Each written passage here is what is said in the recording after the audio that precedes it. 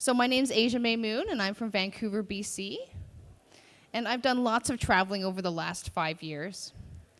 And it's been very interesting to see how just, a 5-hour, 10-hour flight can change absolutely everything about medical marijuana or marijuana itself.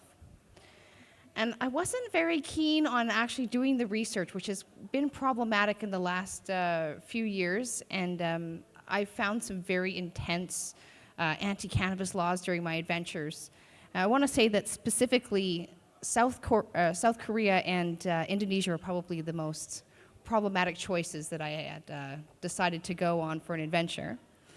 So your first step to traveling safely as a medical marijuana patient is do your research, which was something I did unfortunately not do in a couple events, and luckily I made through it, but it was definitely dangerous. My adventures through South Korea, they're able to do a hair sample without a warrant or any kind of provocation. It's just because they feel like it.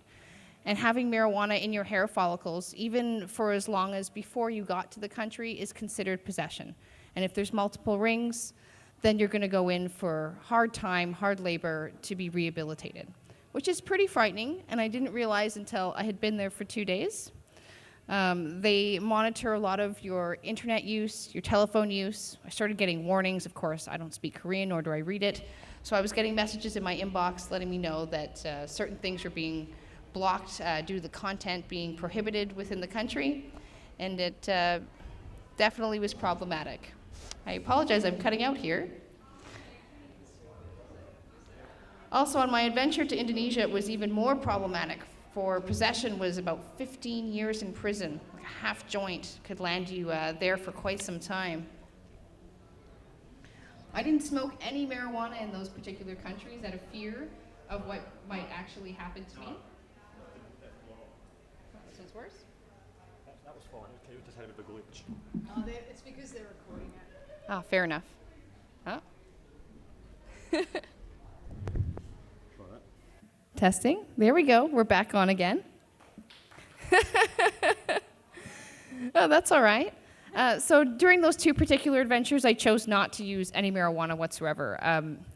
Just asking about marijuana in South Korea, people would cringe, death penalty, basically, for trafficking marijuana there. It was... It's kind of like a one strike, you're out. You don't even get 3 strikes. That's it. You've been trafficking, you're done. Same with Indonesia. I was actually there during the Bali 9 trials, the very end of it. And it was quite interesting to see a lot of people be very upset, locals as well as travelers that were coming in. That's very different for me because I come from an area where everyone and their dog is smoking weed outside. The police don't do anything. It's definitely a very... awkward thing to see, and it was definitely an eye-opener to see that some of the world is definitely not as liberal as what I'm used to.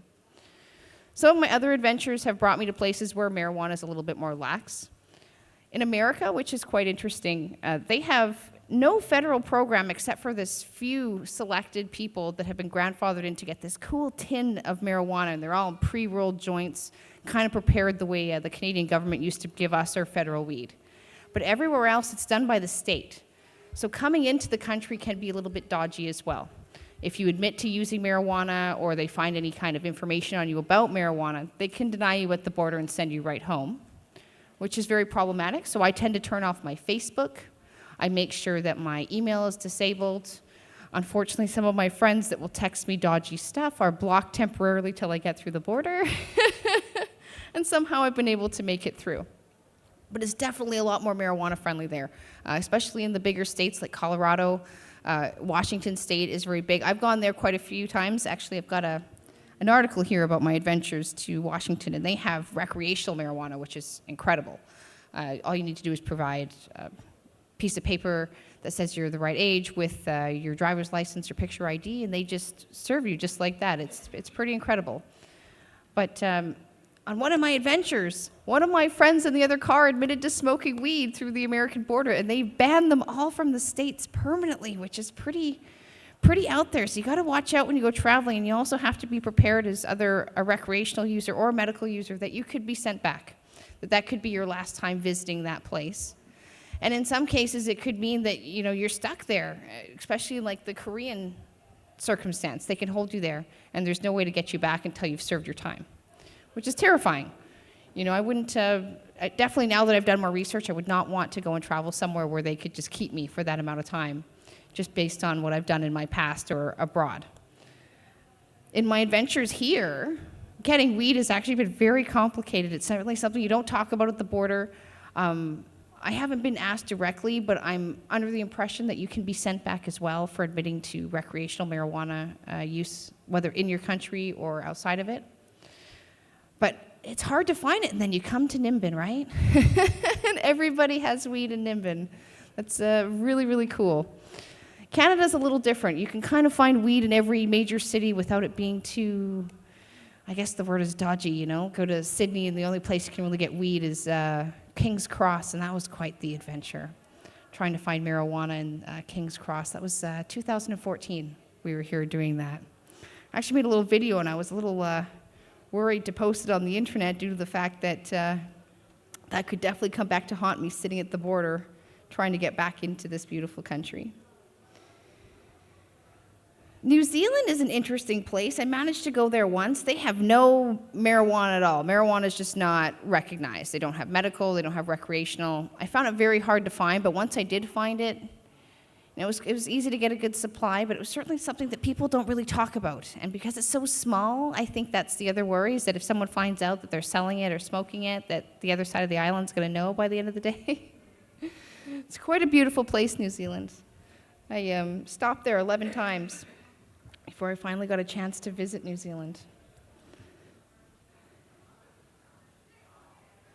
Some of the other places that I visited that also have no medical marijuana is Mexico. And Mexico is quite interesting because they've decriminalized everything for small recreational amounts. So you can't traffic it, of course. You can't give it or sell it to anybody, but you certainly could have a little bit of everything on you. And they've recently just ruled that marijuana itself, not on a recreational or medical standpoint, but just itself, is a human right.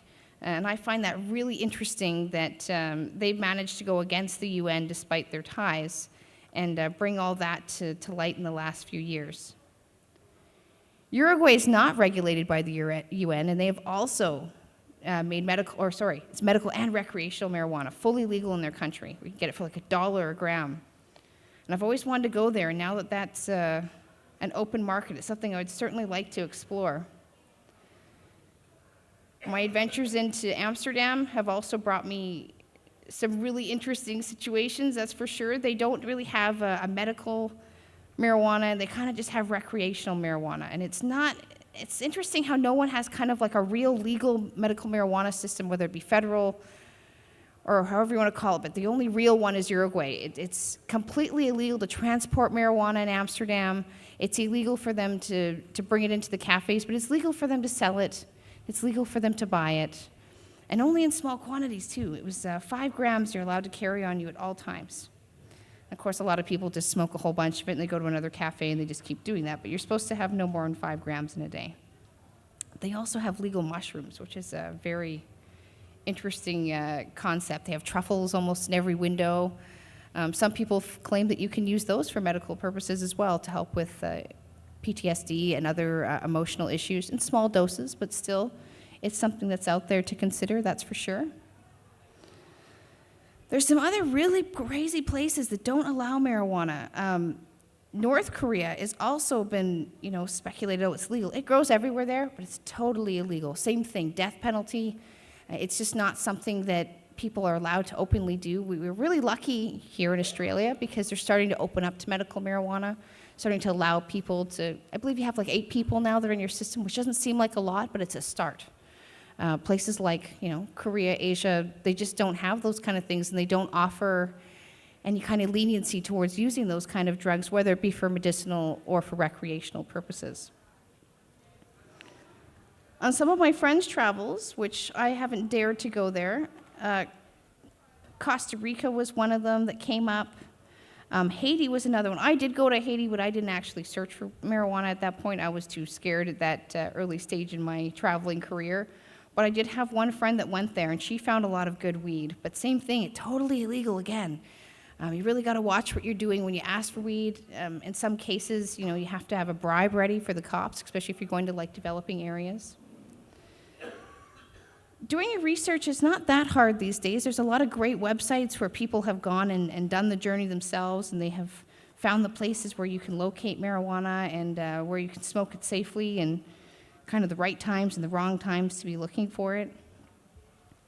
It's interesting that, some of these places are just a couple hours away, and the law just dramatically changes. During some of my adventures through Bali, this was my second time. I went with Mary Beth. She's quite a fun character. She does all the photography for my magazine, as well as a few other photographers, but for this adventure, she definitely did all of them. There were some people willing to push that boundary and smoke weed. It scared me so much being there that it just really wasn't worth it for me. But these people had this great underground culture, knowing that they could be put to death just for smoking marijuana. Some of them using tinctures, making tinctures. It's the same thing that making marijuana. There is also death by fire squad, which is probably not the nicest way to go. But they take you out to a place called Death Island, and that's the end of everything you know, that's for sure. But there were some people making tinctures and openly trying to help people with it, despite the risk factor, which was very brave. I come from a country where those kind of things are very lightly regulated. We give people 6-month sentences, maybe community service, slaps on the wrist, basically, for helping people in the medical community. Some countries will allow for you to use your license. I mean, this country doesn't provide really a license for medical marijuana, but I have a Canadian one. Going into America, some places will help you, some won't. It's an interesting thing. When they started doing the citywide allowances, they were definitely allowing people to use medical marijuana. And I went through Las Vegas during this adventure, where they were first opening up to medical marijuana. And at first, they were letting all the Canadians come in and use medical marijuana. And then by year 3, they had denied anyone except for those that were citizens of Las Vegas.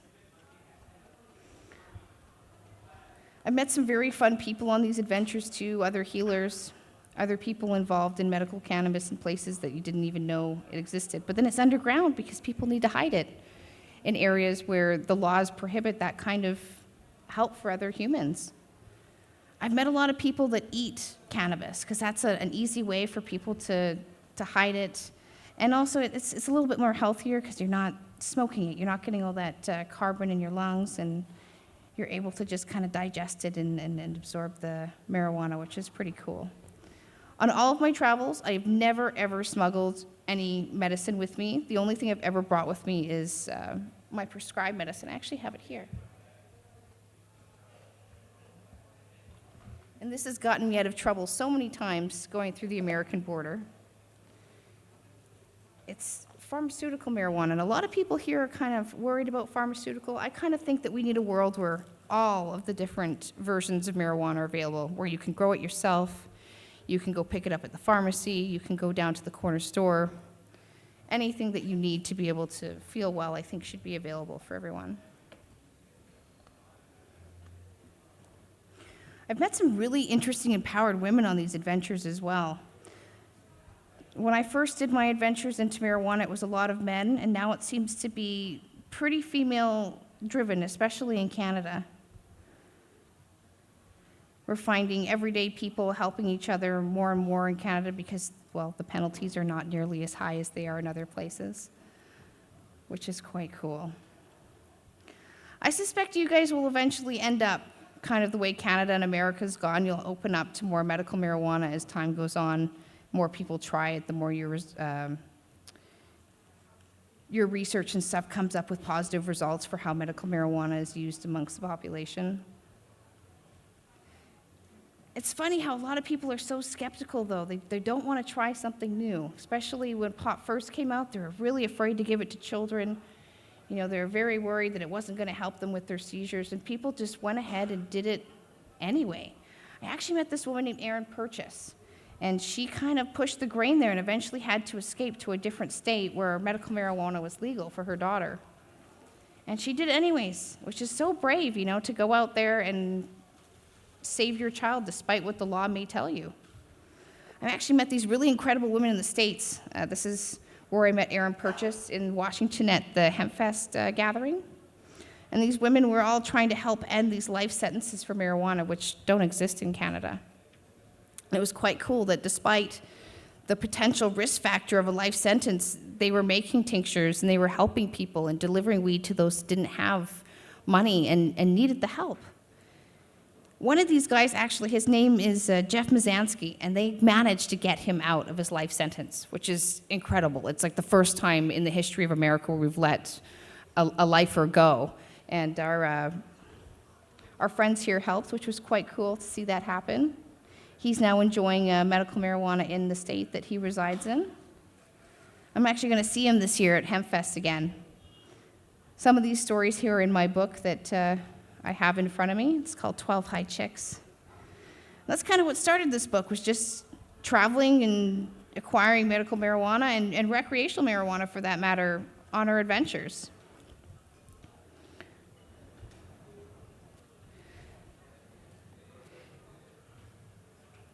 In Vancouver, we used to have a whole bunch of dispensaries, but they actually apparently all started closing yesterday, and we're just waiting to see the results of what the city actually did in regards to that.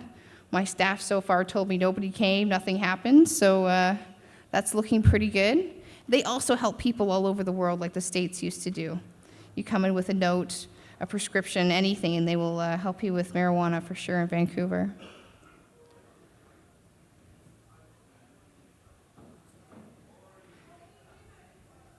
So do any of you guys have any questions about medical marijuana, or any places you want to go, or maybe some of the recipes I may know, or anything like that? Recipes? Do you want to come grab this from me?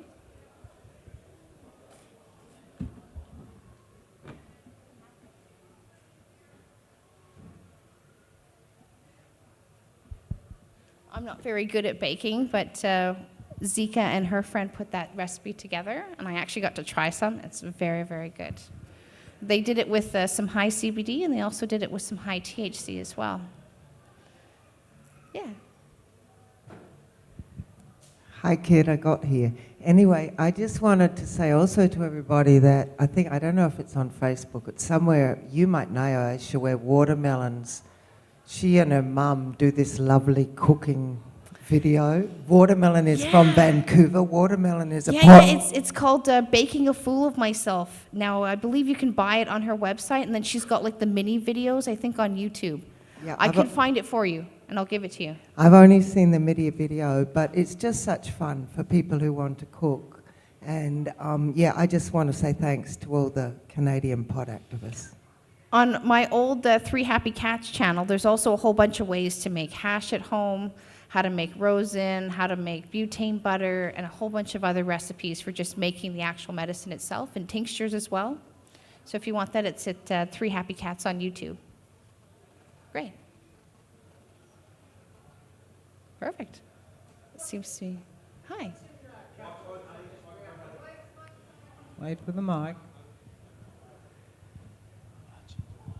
Oh, you can keep it. Yeah. Inside these capsules, the Nabalone, it's a synthesized marijuana that's made in a laboratory. And in Canada, I'm going to have to say probably 100,000 people are prescribed synthesized marijuana. It's very open there. A lot of people have federal medical marijuana licenses, which I have. We recently just won an injunction, actually, to grow our own marijuana at home. So in the next 6 months, Canadians will be able to grow marijuana at home again, which is super amazing. Yeah, exactly. They're actually trying to take that right away from us. It was really, really hard to bounce back, and after a lot of fundraising, we finally won in court against the government, which was just crazy. And we're all getting our gardens back, and hopefully the new program will have some sort of mesh between both programs so people can get it in any way that they need. Hey, Ajia, welcome back. Thanks. Thanks for your talk. I was wondering whether you could maybe tell us a little bit about your story, about, if that's okay, About how I got to medical marijuana? Yeah. Oh, geez, that's quite a long story, but Oh, well, absolutely. you can, we've got some time, haven't we? So I was born with really severe in-toeing. I was not able to walk. My legs were twisted to the point where my feet were pointing backwards. It was twisted from my feet all the way up to my lower spine. For a period of 12 years, they pushed the curve through my ankles and through my kneecaps. and they concentrated the twist in my femurs. They removed all the flesh from my legs, from my kneecaps to my hip, and they cut the bone in half and let it untwist. It paralyzed me from the waist down for a year, where I recovered, and then I went into rehabilitation for another 24 months. And I finally started walking, but unfortunately, there's a lot of chronic pain associated with broken bones and nerve damage, so I went from using prescription opiates to medical marijuana as a result of not being able to get out of bed or go to school or have a job or do anything on the opiates. And so finally I just flushed all that stuff down the toilet and chased marijuana for about 8 or 9 years, and then I finally got a federal medical marijuana license when the police got involved with my personal life and basically told me that I was not allowed to smoke weed until I had a license, which I finally got. It was actually, that's how I ended up in Mexico. I had the police show up at my doorstep. I had already left. They did not like the fact that I was smoking weed and had children. But once he had that pink piece of paper, it didn't matter anymore, which is just blows my mind that this $100 pink piece of paper was the difference between them busting down my door and shaking my hand. Over a period of 9 months, I finally got my pink papers to be federally approved and my pills so that I can keep driving without them castling me, and that's that. Like, now they're just like, oh, hi, how you doing? Nice weed, smoke it responsibly. It's been quite the journey, actually, into medical marijuana. I had to run from the Canadian Police Department for a period of 9 months total, which was incredible. At the end of it, I had the police department and our social services program tell me that we've never had anybody quite do that to keep their family together. And I literally just gave my kids away to some of my friends. We all flew to Mexico on different flights. We met each other and we said, we're not leaving until this license goes through and you apologize. And we waited there. 9 months later, we got an apology. Right. So thank you very much, guys, for hearing me talk. I really appreciate it. And I have another talk at 3 o'clock about my magazine, and I'll be signing books, and I'll be giving some away.